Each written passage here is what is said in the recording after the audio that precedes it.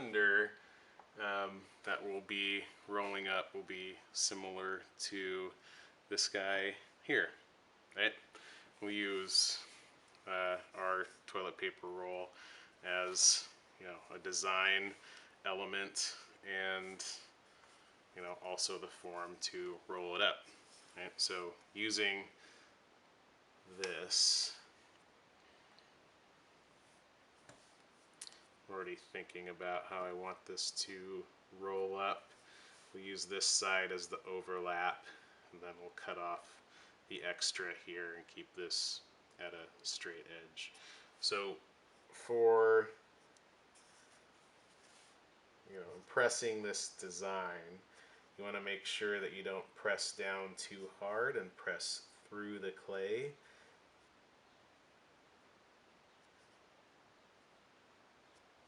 Because as you roll this up, it will stretch.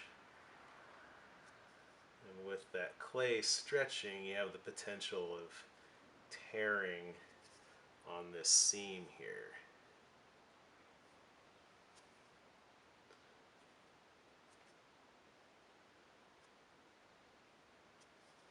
So I've got these circles lined up, and I'll just keep repeating, stamping the pattern.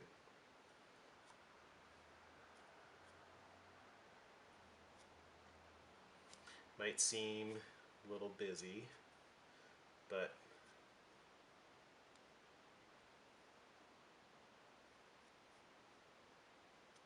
it'll all come together when it gets rolled up.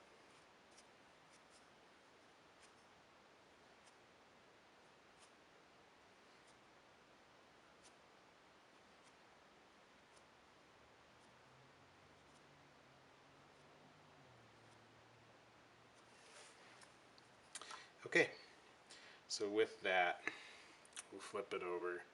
I know this is the edge here that I want to have it overlapped. So I'm going to start here. And I did make a mark here so I could track how it will roll over and the amount of clay that I need.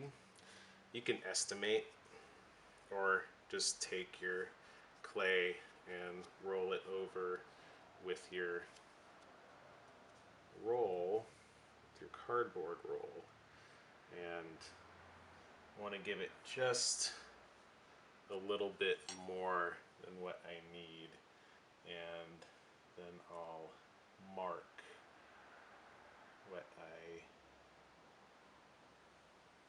should cut. Right? So it's a little distance for a small cylinder. And making that nice straight cut.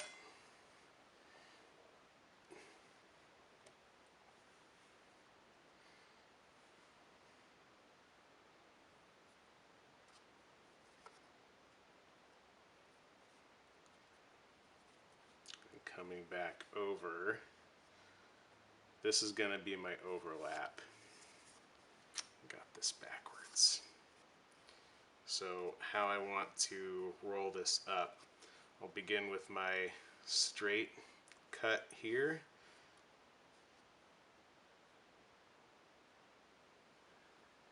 Then I know where I'll want to score.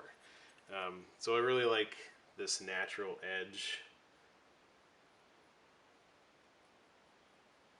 I've been trying to keep that in my work. Nice fluid lines. So scoring, you can use a fork. If you have one of these tape dispensers, you can use those too.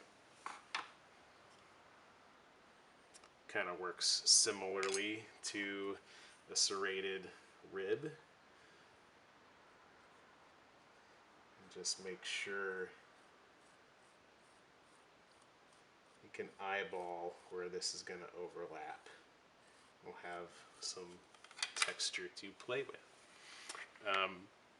If you don't have a brush, you know, if you're using water, your finger will work just fine for getting that scored surface to stick together.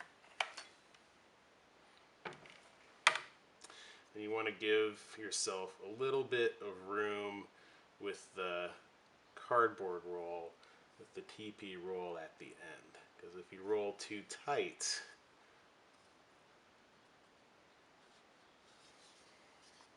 you won't be able to get that roll out. So from here, I can pinch the seam together and compress.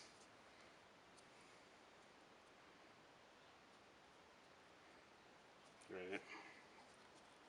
So just making sure that those come together.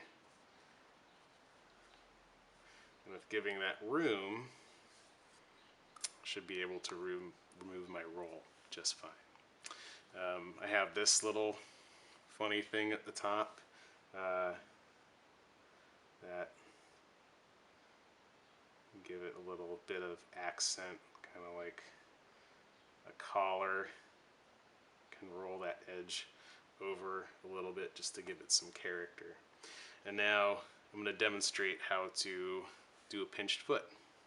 So these seams can be a little difficult.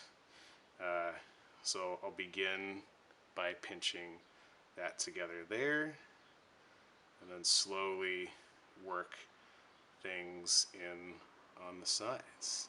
So coming together. You can score this if you want to. If you take your time with compressing and pinching, that should be enough. But you gotta compress, right? I'm gonna burn through this pretty quickly, so take your time with this sort of thing, and it should sit up nicely, right?